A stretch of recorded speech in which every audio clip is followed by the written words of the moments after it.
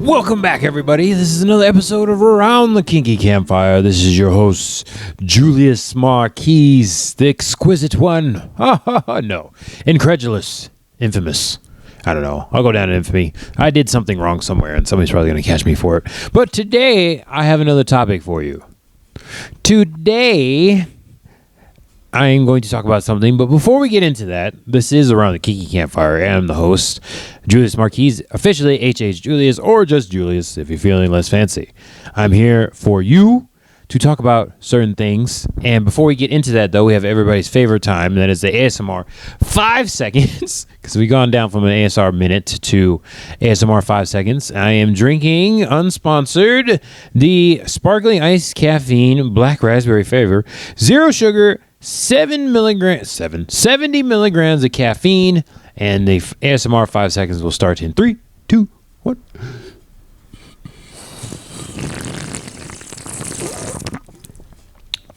Oh man, I don't think I lasted even 3 seconds there. Hold on, I gotta check to see. We are recording. Yes, we are recording. Okay, just had to check that. Okay, yeah, that was really cold. All right, we'll see how that goes. Okay, today's topic. Before we run out of time, because once again we will run out of time, and once again I will have the source material linked in the description. First thing we're talking about today is being single at social events. We're all those awkward people. Can you do it? Okay, so I got this inspiration, and you'll see in the source material, from an article about being single on a kinky cruise, because we are on there, or a swingers cruise, because we are those type of people that like to do these things. If you don't know, this is an alternative lifestyle podcast. So you saw the disclaimer. This is 18 plus. This is an adult podcast. So the stuff we talk about here gets a little spicy. And I just want you to know that I am here for you as your kink communicator, relationship coach-ish, and all around queer, non-monogamous, and BDSM lifestyle person. Yeah, stuff gets spicy, but it doesn't have to just relate to the spicy events. It could just be a regular social event. I know for me, I go to a lot of vanilla social events as well, and a lot of times I'm single, just go check it out and make friends. And the answer is yes, even at a spicy event, just like a vanilla social event, you can be by yourself. And if it's like a spicy cruise or just like a takeover of a certain place in Jamaica during a certain time of year, you can be single as well. Now, the article was definitely focused more towards single women that were assigned women at birth, female at birth. And I'll have to say, even as somebody is assigned male at birth, this stuff can happen as well. And I'm just going to break this down for everybody, hopefully make it more queer focused. But I'd just like to say, even if I go downtown to certain places in Central Florida by myself, presenting male, you will get talked to a lot more than when you're in a group. So I just want to inject that in here as well. So it doesn't have to be like a social event itself. You can just go to a place where there's a bunch of people, bar, club, whatever, and being more socially available because you're single will get you more social interactions. So I just want to say that for myself. There were times when I didn't know anybody here, and I would just go out by myself and just end up talking to random people. Now, then they always become friends or whatever, but I did talk to them, and it was like, cool. I got way more interaction than if I even went with a partner or something. I don't know. Maybe it's just I was more accepting of interaction or whatever it is because I was single, but a lot more people, random people, talk to me. Don't know what their intentions were. Could have been something else that I was not aware of, but they were more friendly. I'll say that right there. So there, you can be single there or at a social event. I've done lots of both, and I will say that you will get more attention. My argument is you'll get more attention being single. And I have an article to kind of back me up there. Let's see. And I'll say, as a socially awkward person, just like the author of this particular article, that introverts have to brute force our way in there. Yes, I'm right there with you. And it kind of sucks because there's a lot of anxiety and, your brain likes to catastrophize and make it seem like the worst thing is going to happen is going somewhere single because you'll just be the weird person standing out. I will say with confidence, and I'll even reiterate it with the article, that not everybody else, a lot of people have the same viewpoints and feelings that you do. I'll say that right now. So you're not going to be all alone in this entire feeling of feeling awkward going somewhere by yourself. There's a lot of different struggles out there and a lot of different reasons for those struggles. And I'll just say a lot of people have the same similarities. So if you go in, I will bet money that you go somewhere, there's going to be at least one other person that feels the same way, exactly the same way you do. Go be friends with that person. Let's see. Often unconscious belief that you need someone with you. You can only justify doing something fun if it's for someone else. The people you're trying to connect with will judge you or think you're weird for being out, not actually wanting to go out alone, anticipating unwanted romantic attention. So, yes, you just don't want to go somewhere by yourself. I understand, like, when you have a friend or a partner with you, it makes a lot of things more enjoyable. I do have friends that travel solo, like internationally. So, you know, that's not a mistake, an assumption that people make that's incorrect a lot of the times, that you can't do it by yourself or it's like really scary. But if you're going to somewhere, there's going to be another solo person there, I guarantee it, especially if it's somewhat of a popular place. Now, I will not say not so much of like parties. I will house parties, probably public spaces where there's parties, maybe so. And I'm talking about those kind of parties. Maybe not so much, but they will be there. There are certain places that do like gender-based pricing, so it's a little bit easier that way, because then at least then you'll have like a monitor or some kind of security that'll be there to look out for you if you're one of those people that is smaller in stature. I'll just say that. The unwanted romantic attention, I will say, as somebody that presents male most of the time, that does happen as well, and I'm still not used to that. Just telling people no, that's still rough. So that actually prevents me from going some places as well, because it's just like, I don't want to deal with that. So I will say that all the different genders have that same kind of issue, and they still have that same kind of awkwardness when it comes to rejecting people, especially when you just first met them. Why is that so difficult? Just met you. Why is it so hard to tell you no? Keep your hands to yourself. Okay, let's see here. Let's break out some helpful stuff here. Each of these things could be their own essay, but here are some quick antidotes. Antidotes. Oh, I thought that said anecdotes. This says antidotes. Okay, let's see. First of all, beliefs like this can take a long time to shift completely. Yes. That is true. Can I just try for one event a few hours and see what happens? Okay. So yeah, once again, these are social skills. You need to work on these things. It's not going to be a quick fix. Could take years. And guess what, Campsters? I'm right there with you. Still working on it. Decades in the works and still working on it. Got to do those little things every now and then to work up onto it. I will say, well, it's been decades, but I've been taking breaks now and then. You know, there was a certain time where we weren't allowed to go out, so that didn't help at all. So that kind of just leaned myself into the introvert activities, and it's like, oop, yep, still trying to fix those kind of things, and still working on it. Yeah, and so just try to go, not even a few hours, 10 minutes. I will say, when I first was working on the social skills again, 10 minutes, I just went and I was like, let me see if I can just stay for 10 minutes, see how that works, and see if I can even last that long.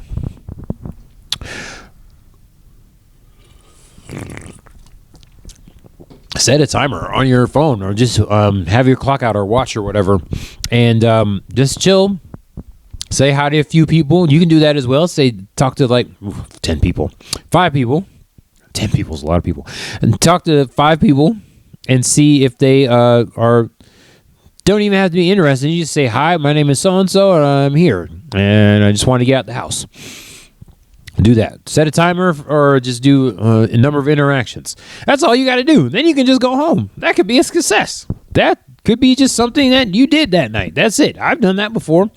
I had like 30 minutes, and maybe an hour. An hour. I did start out at 5, but eventually, you know, once I started getting warmed up again, it was like an hour.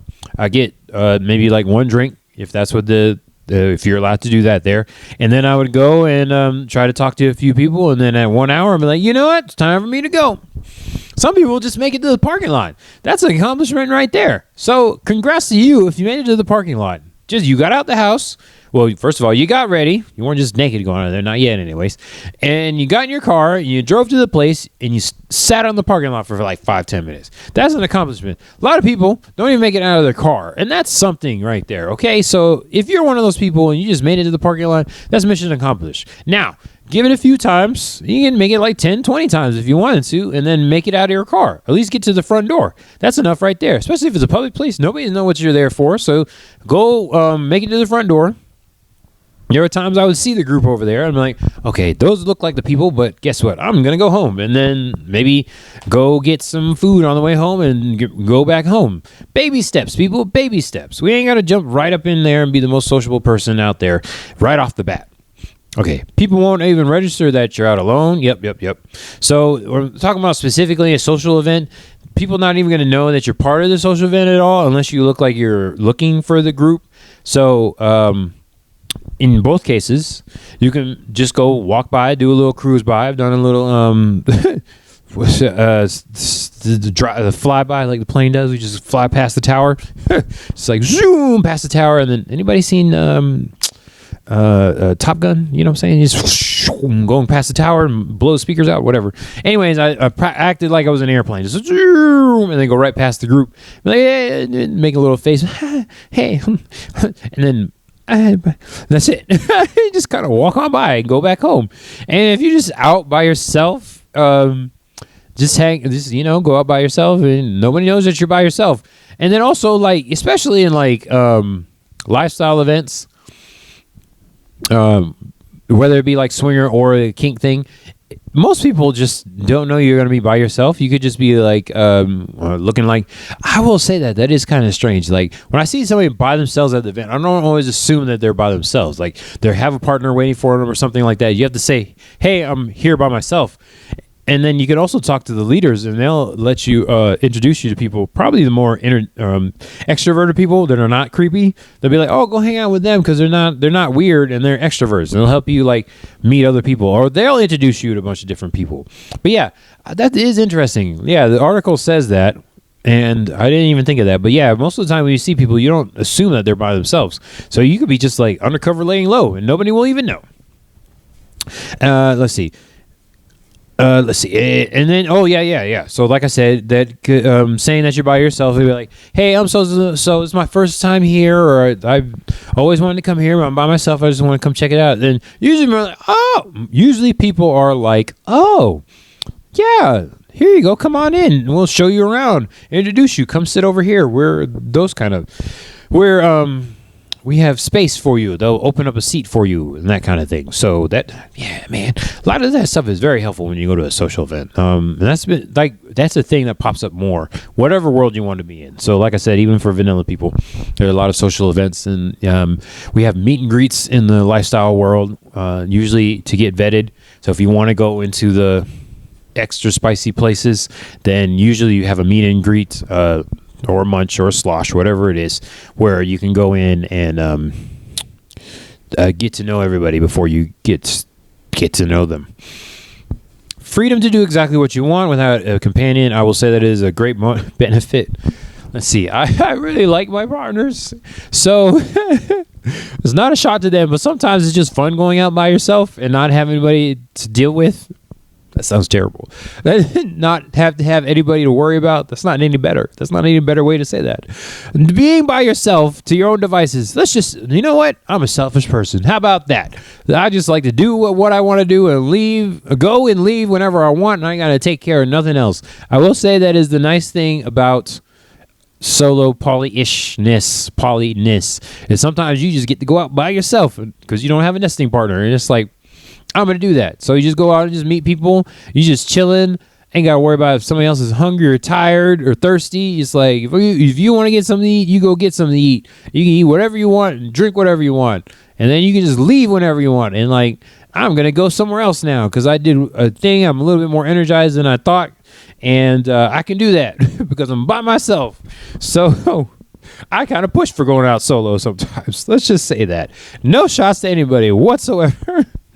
And if you are the person that is smaller body, probably want to do like a safe call or something, safe message, just to let everybody know that you're out there by yourself. If you are like a new person to a city, maybe you can set that up online ahead of time.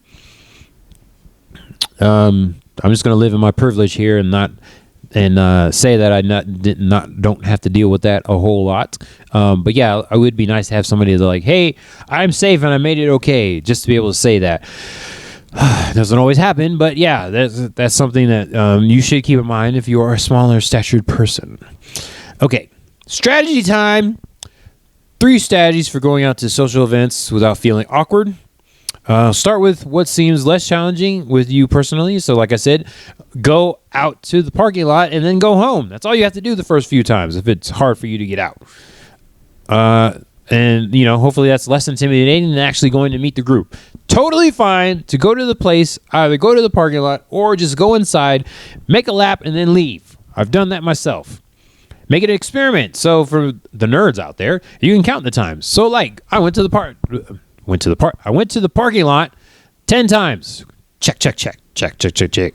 I went in and made a lap. Check, check, check, check, check, check. Yeah. That's totally a thing you can do. I like it because metrics and making note of this. Okay, I did this 10 times already. Wow, it doesn't even seem like that. And then at that point, it's almost like you want to push yourself to move further as you get closer to that magic number, whatever it is, and then kind of motivates you. So it's a motivation thing if you want to be a nerd about it and keep metrics and experiment. Experimenting is great.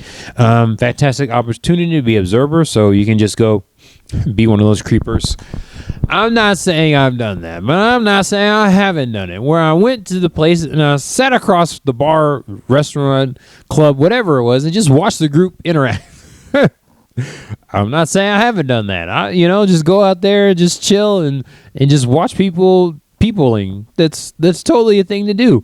Especially if you're just going out randomly, not even to an event. If you're just going out by yourself and that's something you do is where you just go and hang out and talk to people. That's something. That's a thing. You can just observe, see how that goes. That's totally a thing. Totally acceptable. And then once you actually get into the group, be interested and not interesting. So people like to talk about themselves. You don't have to be the one doing all the talking. So especially if you're one of those people that just doesn't like to talk a lot or just doesn't think they have something to say, you can just ask questions, be inquisitive. You literally know nothing about these people if this is your first time, except for they like to go out and be awkward in social groups as well, or spicy people. Ask them a million questions. No, don't rapid fire it though. That turns into an interview. But just you literally know nothing about that person. Just be interested. How did they even get there?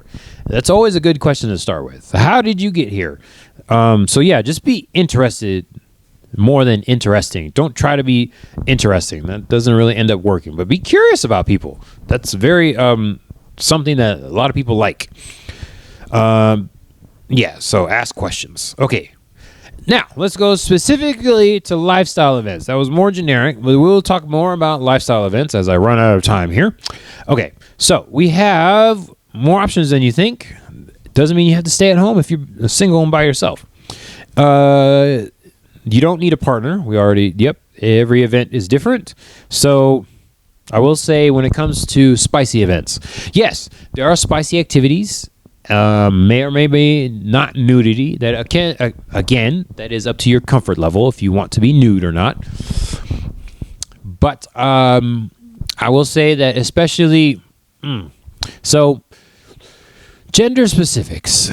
Boy, oh boy, if you present as male, there's a little bit more ostracization going on. But if you are not a creeper and all around just genuine jolly person, you will be more accepted that way. Now, can't really comment on the gender-based pricing events because those things happen a little bit differently, and you will see from the prices the scale of what happens. So there's that. And then there's also just the regular events. In my experience, in these different worlds, there's just a lot more single men than there is women. I'll just put it that way. And we're even in the queer stuff. There are cisgender people. Let's just say that. More so than there are non-cisgendered people. And a lot of them usually are single males. It's just how it is, okay? So I'm not going to pass over that point. Make it over some land. All right, but if you find yourself a good group, they're really good at filtering out the creepers. Now, I'm not saying that there aren't women presenting creepers. There are those. I'm not saying there are not queer creepers. I'm just saying, in my experience, it tends to lean a certain way. So, I will speak for the single male out there because I one of them in the past, present, and probably in the future. Some of the time in the present and in the past. Let's just say I've been that. Now, y'all see me, right? If you are watching the video on Friday, hopefully, you'll see me. I'm not a small person, and I have a certain skin tone. There comes a lot of preconceptions and stereotypes with that. So I will say, from my point of view, definitely have to be a jolly type person, or people will be watching you kind of crazy. Even in the spicy places. And there are certain fetishes for people that present as me that a lot of people enjoy. So there are a lot of preconceptions in there. Talking about that unwanted social advances, that's something that, rejection happens. So I will say, know your boundaries and your limits. Whoever you are, talking for everybody, that stuff is going to happen. People are going to have preconceptions, basing it off a book, basing off the book cover, judging a book by its cover, that whole entire deal. So yeah, every event is different. I just want that to be aware out here as far as I'm talking, as I'm running out of time. Okay, let's see. Understanding the culture and policies, I will say, being somebody that has a lot of preconceptions placed on them involuntarily, knowing what the rules are before going in is very important. So if you just want to go and chill, so you going back to experimenting, you're checking off all your metrics, got out the car, got to the parking lot, did that 10 times, made it into the place 10 times. Finally, you start talking to people in the event. I would say just observe people being people, and see what the unwritten rules are of the whole entire thing. I will tell you that right now. I usually wait like 10, 20 events before I really put myself out there, just so I know what all the rules are. And every group has drama. That's just how it is. Then this is something you can do. Yeah. That's the. I can't really speak on everybody's thing, but I will just say, in general, there's going to be drama. And avoiding that drama is probably beneficial to your life force, HP in that group, whatever you want to talk, however you want to put it, your career in that group. Let's see. Choosing the right event, understanding the policies for singles, and taking advantage of the situation is 100% a thing. And then the article speaks specifically about their events, so I just wanted to make it more generalized, but definitely check out the source material if you want to know about their events. It's talking about concations. They have a takeover at Hedonism 2 and also cruises. Very specific and very helpful article. I've not seen another event organization do this. Not that I was looking very hard, but I like how the article was broken down in order to be a single person and take advantages of all the different things. I will say that it was very much pointed out that it's harder on a cruise to go single because of the room situation. It's easier when you are at a resort than it is on a cruise ship because there's not often single bookings. There are, and I'm not talking about just the spicy events, but there are cruises where you can be a single person and go on the cruise and not have to be with the roommate. Sometimes you might have to pay for a double booking room because they're minimum 2 people, so you have to pay for both if you wanted to do that. Totally something you can do. But I will say there are singles cruises out there as well, just for non-spicy events. But you can, they say, book with a couple, which is kind of crazy, as a single person. But you can do that. Not crazy, like insane crazy. Just like for me as an introvert, I was like, oh my God, I'm going to be rooming with people that I don't even know. That's scary. Okay. Let's see. How do you find friends and or roommates, depending on where you're trying to go in general? Register early. Make sure that you get onto the social groups ahead of time. I will say Discord and Facebook is amazing for that. There's a certain, for example, there's a certain convention that happens in September here. It's called Smut Lovers. It's a smut book convention. They have a Facebook group. If you are trying to go there for the first time, you don't know anybody, where you're single, a couple, or otherwise, you can jump on that Facebook group and make friends before you get there. And I will be there. And you can come talk to me. If you're listening to this and you're going there, come talk to Julius. I am the volunteer coordinator. I will be there, and you will definitely know who I am there. Stick out. Just saying. And come say hello. I will be doing things for social interactions, icebreakers, and such and such. So yeah, make sure you check out the Facebook, the Discords, and also if they have a FetLife page, check those out as well. And then you can go out even further to different groups. I know the swingers groups definitely have like SLS and STC. Kinky groups mostly have Facebook. No, mostly have FetLife, and then second is usually a Facebook page, and then maybe they'll have a Discord or something or another page along with that. Okay, so I've run out of time. Make sure you hit up all, like I said, the icebreakers, social gatherings, workshops, theme nights. There's different excursions. So if we're talking about conventions and takeovers, whatever those are, there's usually like meetup groups. Make sure you go to those meetup groups. Hopefully they have some before the convention that you can join, like a web call or a Zoom call or something like that. And then when you get there, try to do a meet and greet when you get there as well. Let's see here. Definitely all good things. And then, definitely volunteer. As somebody that volunteers for all the different things, because I will be volunteering for some of the events I talked about. Definitely want to volunteer on the cruise. That'd be great. That is another way. I know I need it. So the reason why I talk about it so much is Julius is an introvert, and I need those enforced social interactions. How more forced can you get?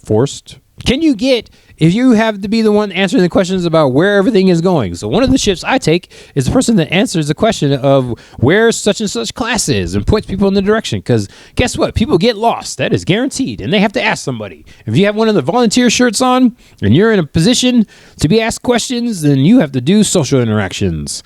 Okay, that's pretty much it. Okay, so yeah, definitely hit up those things. And I've run out of time, but I think you guys got the gist of that. I got through most of the information with the time I have as I go over. All right, but of course, if you have more questions, hit me up on the emails, the social medias, send me a note. I'll definitely answer questions here on the podcast or just individually. I would love to do an episode where I just answer fans' questions. That'd be a goal at some point in time. But until then, this is Around the Kinky Campfire, and I am Julius Marquise, HH Julius, or just Julius if you're feeling less fancy. Hopefully, you're listening to the audio on Thursday around noon Eastern, and you're watching the videos and around Friday, noon Eastern. Hopefully. Let me know what you think. I'll talk to you later. That's it for now. Hello.